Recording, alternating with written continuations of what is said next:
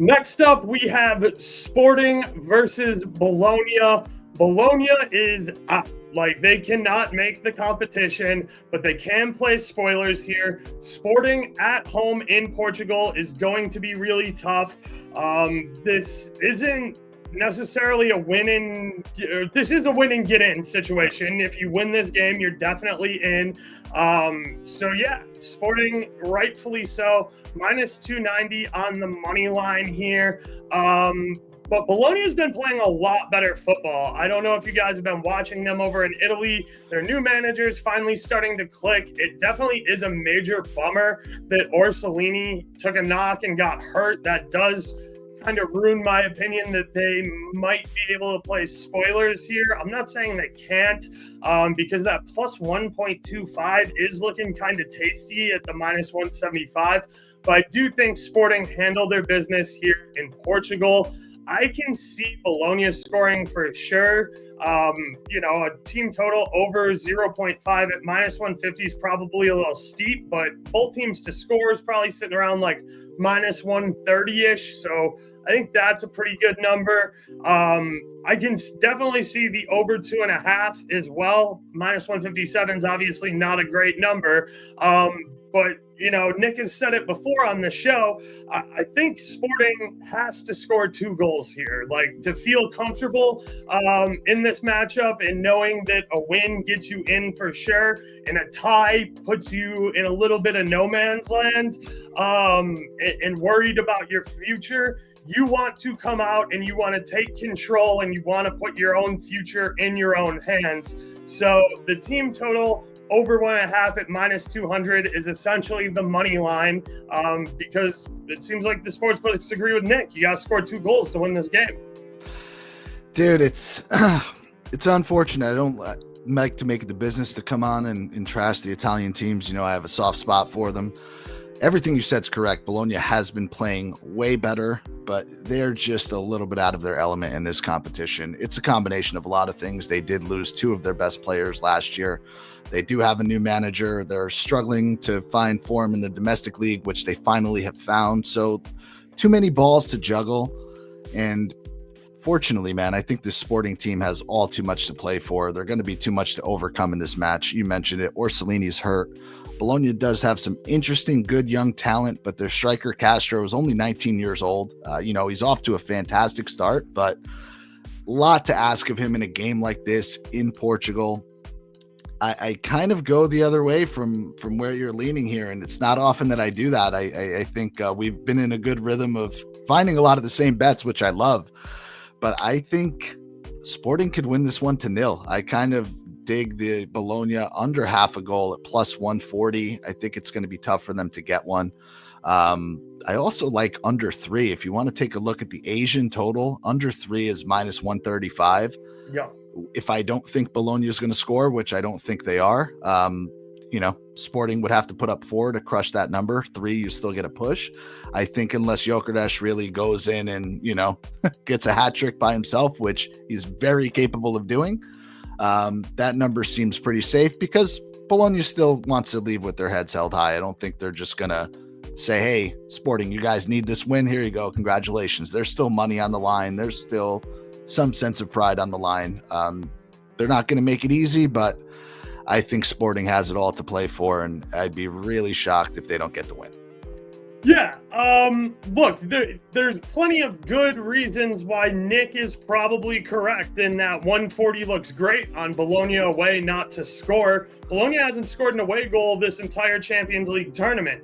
I think that that's something you can hang your hat on going out of Champions League, not playing Europa, which I think is kind of a bonus for Bologna in particular, because they have been doing so much better in Serie A, not having to say, okay, well, we're going down. Like, if you got third in the group last season, they are a team that could go, okay, well, maybe we can make a run in Europa and then, let's a couple of points slip in Serie A.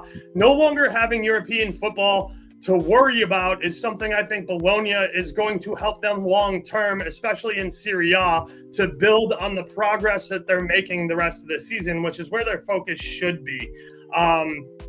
Sporting, I will say, for being in Portugal, and they're 2-0-1 at home in Portugal, but they've coughed up 6 goals at home in Portugal. Now, I believe one of those games they took a red card in, so that could be skewing these stats a little bit, but Bologna scoring a goal wouldn't completely surprise me, but I see where you're coming from. I think that the value is on them not to score. Right. If you're going to get involved with it as a standalone, I kind of like the both teams to score angle, and maybe the both teams to score over 2.5 to get right around a plus number. But them not to score is the value because, again, they've scored 0 goals on the road so far this year.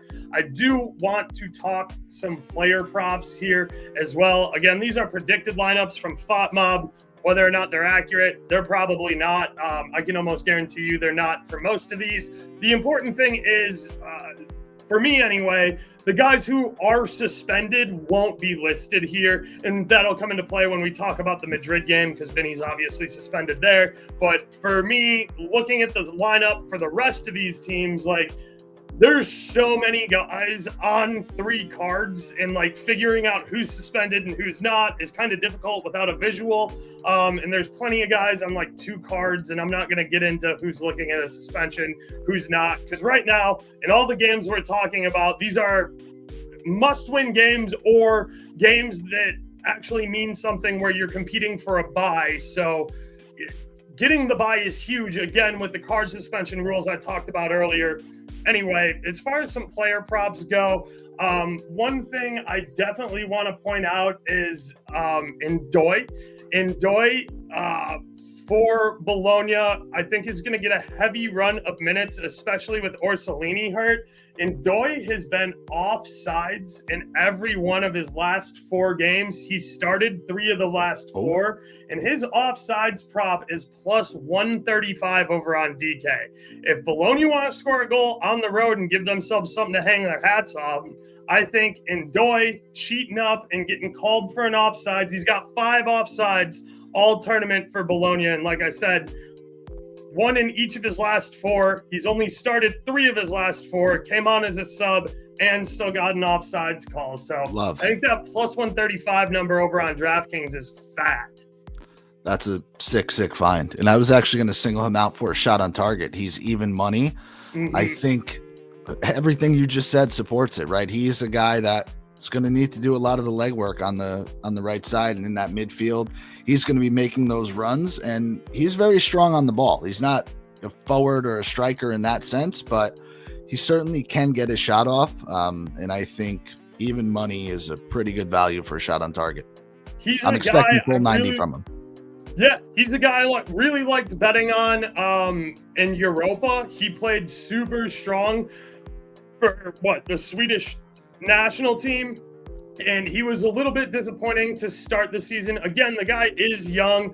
Bologna was going through a huge transition. They were changing, managers, sold a bunch of players. It's kind of a rebuilding season for Bologna, and we're starting to see that rebuild take shape a little bit.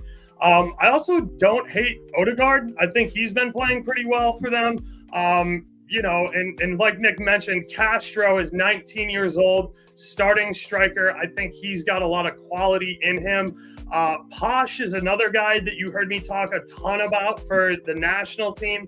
He's a right back who likes to shoot, and he's going to find his spots, and he's going to take shots. He's also high-key kind of a hack. He's a guy I would really look at for cards as well. Look, Graicores is minus 120 for a goal. I hate laying juice on goal scorers. I'm prepared to lay minus 120 on him to score. Like, he has to score, especially with Mendes suspended. He plays for Celtic. Sorry. I get all the green team. Yeah, all the green non-Big Four teams messed up in my head sometimes. I have bet Trinicao several times, and he's disappointed me each time. So I'm not going to bet him this game, which means he's probably going to do something here.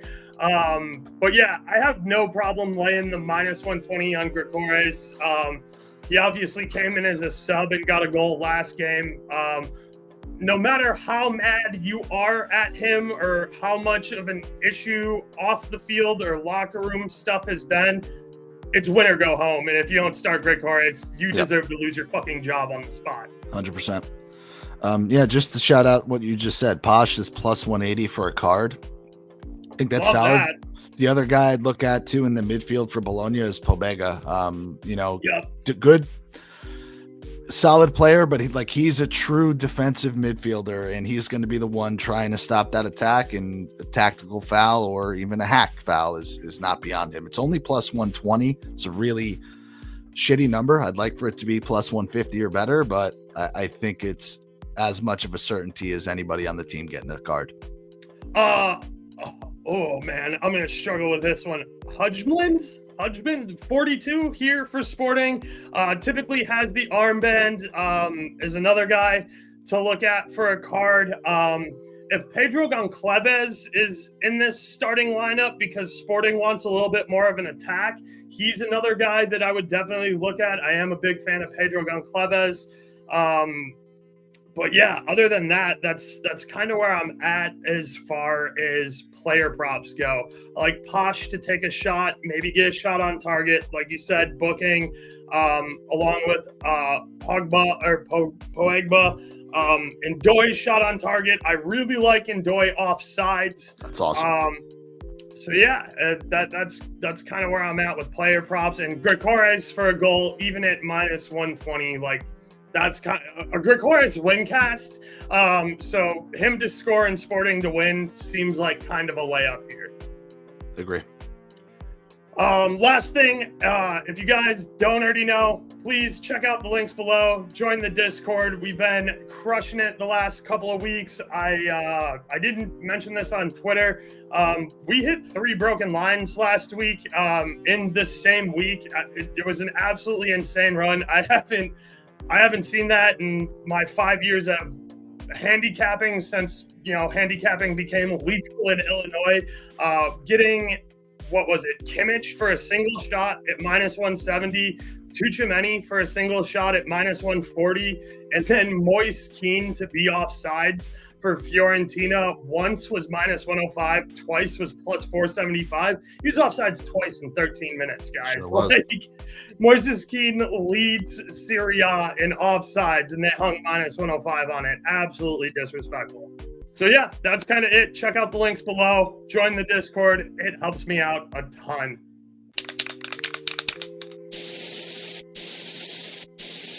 We outside!